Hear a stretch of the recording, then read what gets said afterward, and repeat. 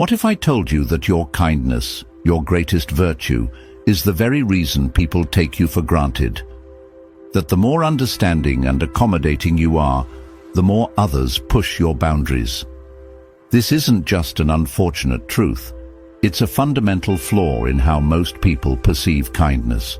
If you don't understand the balance between virtue and self-respect, you risk being walked over, dismissed, and undervalued. But today, we'll fix that.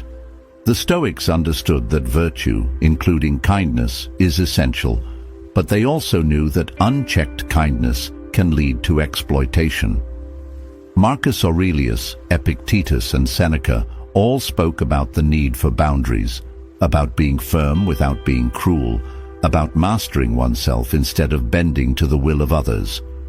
If you've ever wondered why being good-hearted sometimes leads to disrespect, this video will give you the answers and the tools to command respect without losing your compassion. Number 1. The root of disrespect. People don't disrespect kindness itself. They disrespect unbalanced kindness, kindness without strength, without limits.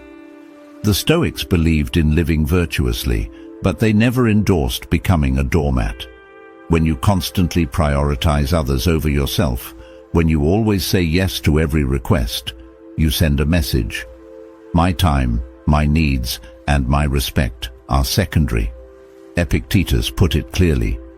If you want to improve, be content to be thought foolish and stupid. In other words, don't shape yourself around pleasing others. Your priority must be virtue and reason, not social approval. The problem isn't kindness, it's the lack of self-respect that often accompanies it. When kindness comes at the cost of your dignity, it stops being a virtue and starts becoming a liability. The world respects those who respect themselves first.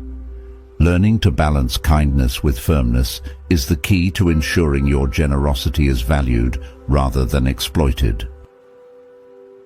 Number 2. The difference between kindness and weakness. Many mistake kindness for submission. They assume that if you are generous, forgiving, or gentle, you lack power. But true kindness, Stoic kindness, is not passive. It is deliberate and conscious.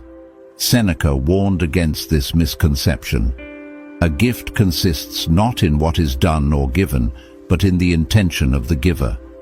Your kindness should be a choice, not a compulsion. When you give, do so because you choose to, not because you fear rejection or conflict. This shift in mindset alone commands respect. Kindness without confidence is seen as weakness. The moment people sense that your kindness stems from fear or the desire to please, they lose respect. However, when kindness is backed by inner strength, it becomes something others admire rather than exploit. The key is to be kind on your terms, not out of obligation, but out of principle. Number 3. How to be kind without being disrespected. Here's where you take back control. The key to earning respect while staying kind lies in 3 Stoic principles. 1. Set boundaries with confidence. Say no when needed.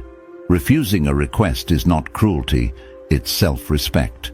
The Stoics believed in rational decision-making, not blind accommodation. Set clear limits and enforce them without guilt. Boundaries define who you are and how you allow others to treat you. 2. Detach from external validation. Marcus Aurelius wrote, "You have power over your mind, not outside events. Realize this, and you will find strength." When you seek validation, you become easy to manipulate. Make kindness your choice, not your currency for approval.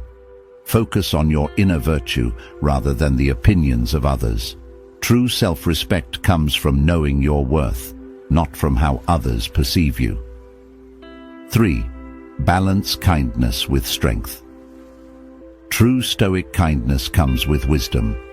Be kind, but also be firm. Speak with calm authority. Help others, but don't enable toxic behavior. your strength will reinforce your kindness, making both more respected. People admire those who are compassionate yet unshakable. Being kind doesn't mean being passive. It means knowing when to extend a hand and when to stand your ground. Number 4. Why some people prey on kindness. Not everyone sees kindness as a virtue. Some people see it as an opportunity, a sign of easy manipulation. The world is filled with individuals who thrive on control, and when they spot kindness without boundaries, they exploit it. They push limits, test patience, and take advantage of goodwill, mistaking it for weakness. Seneca advised, "Associate with those who will make a better man of you. Welcome those whom you yourself can improve."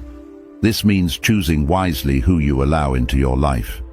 Not everyone deserves your generosity, and recognizing this will protect your peace. True wisdom lies in understanding that while kindness is a noble trait, it must be extended with discernment. Guard your kindness as you would any valuable asset. Share it with those who appreciate and reciprocate, not those who seek to drain it. Number 5. Embodying stoic kindness. The ultimate goal isn't to stop being kind, it's to refine it. True stoic kindness is controlled, measured, and intentional. It is an extension of wisdom, not a response to fear or social pressure. To practice stoic kindness, live by these principles. 1. Give without expectation, but not at your own expense. 2.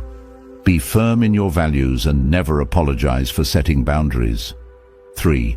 Lead with virtue, but don't allow others to undermine your dignity. Marcus Aurelius reminds us, "Waste no more time arguing about what a good man should be. Be one." If kindness is part of your nature, embrace it, but do so wisely, with the strength of a philosopher and the discipline of a stoic. Kindness is a virtue, but only when paired with wisdom and strength. If you let people take advantage of you, it's not because kindness is the problem, but because you haven't learned to balance it with self-respect. The Stoics mastered this balance, and now so can you. If this video resonated with you, don't forget to subscribe for more Stoic insights. And if you've ever struggled with people disrespecting your kindness, share your experience in the comments. Let's learn together. Your kindness should be a reflection of your strength, not a reason for others to undermine you. Stand firm, act with wisdom, and remember, be kind, but never at the cost of your dignity.